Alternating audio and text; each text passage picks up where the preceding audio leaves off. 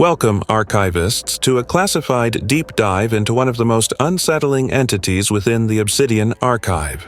Today, we open the file on designation BL-119-A, an anomalous lifeform known to field agents by a much more visceral name, the Mawhound.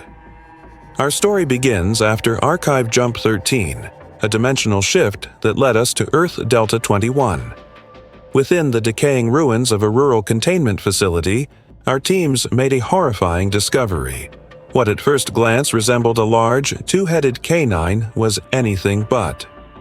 Standing 1.4 meters at the shoulder, this creature, BL-119-A, presents a biological paradox.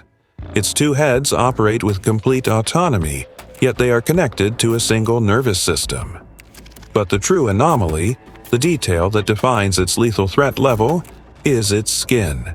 Its entire body, from snout to tail, is covered in thousands upon thousands of mouths, both microscopic and macroscopic, all twitching and whispering in a grotesque, spiraling pattern. Containment of the Mawhound is a delicate, high-stakes operation. It's held in a biocontainment chamber lined with a self-healing biomesh, a necessary precaution against its unique abilities. The lighting is kept below 10 lux, a near-total darkness, and the ambient sound isn't silence. It's a carefully orchestrated white noise that shifts its rhythm every 40 seconds. This is crucial to disrupt the creature's attempts at coordinated mimicry. One of the most critical rules for anyone observing the Mawhound is simple and absolute. Do not maintain direct eye contact with either of its heads for more than 2.5 seconds. Personnel who've failed to follow this directive have experienced neuromuscular mimicry, their own bodies beginning to involuntarily twitch and synchronize with the entity's subtle movements. It's as if the creature is trying to puppet you from behind the glass. Now, you might be thinking, what does it eat?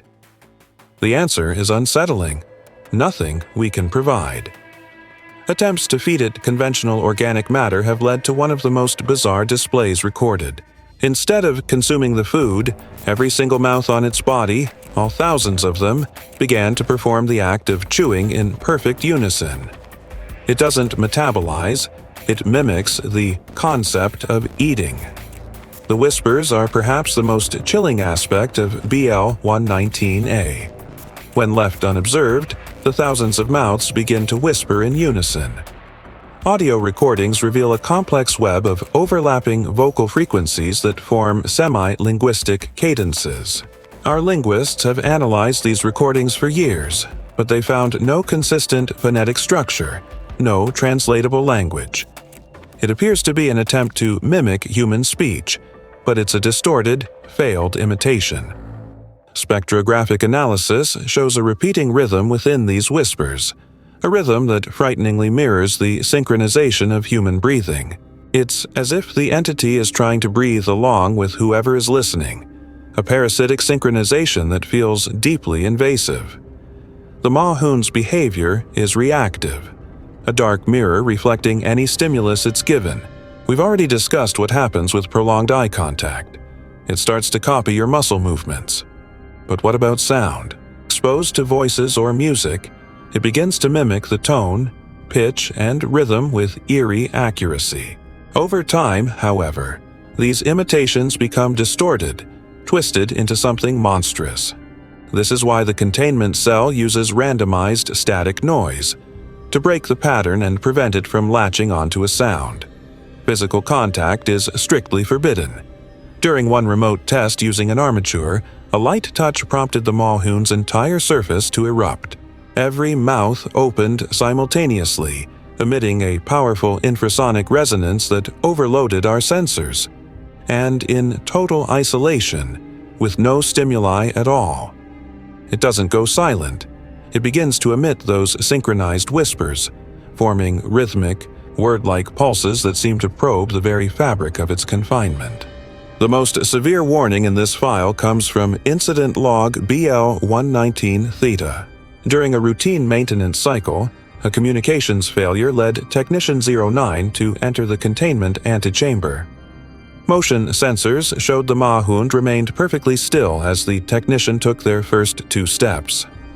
On the third step, a new sound appeared on the audio logs. The sound of footsteps, perfectly mimicking the technicians, but coming from the entity itself.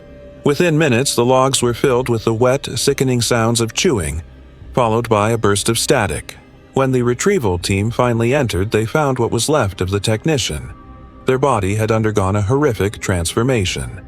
Their entire skin surface had been replaced, converted into the same oral tissue that covers the Mawhound.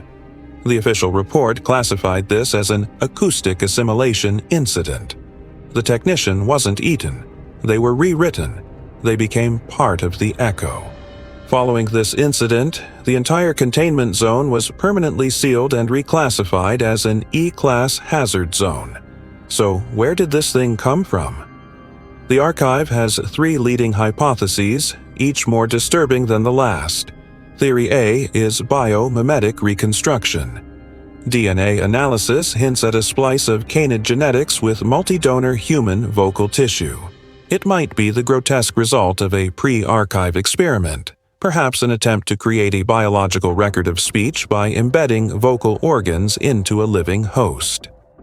Theory B suggests a hive acoustic parasite.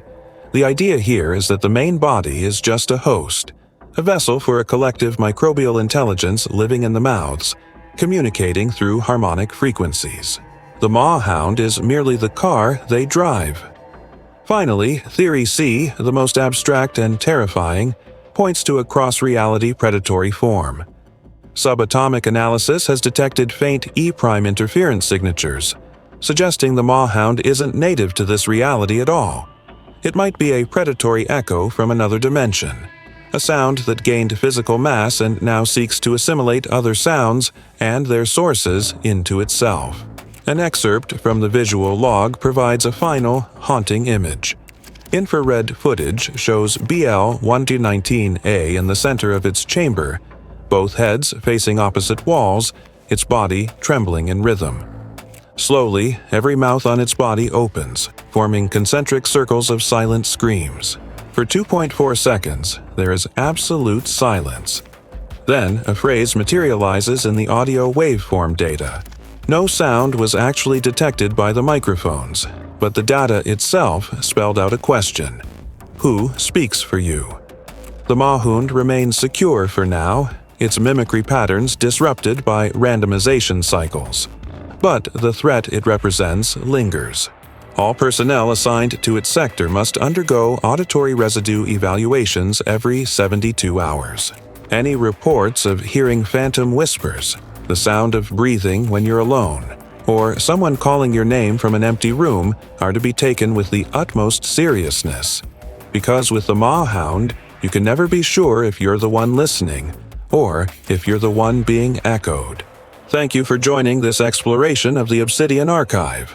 If you value this research, please consider supporting our work by liking, subscribing, and enabling notifications. Stay vigilant, archivists.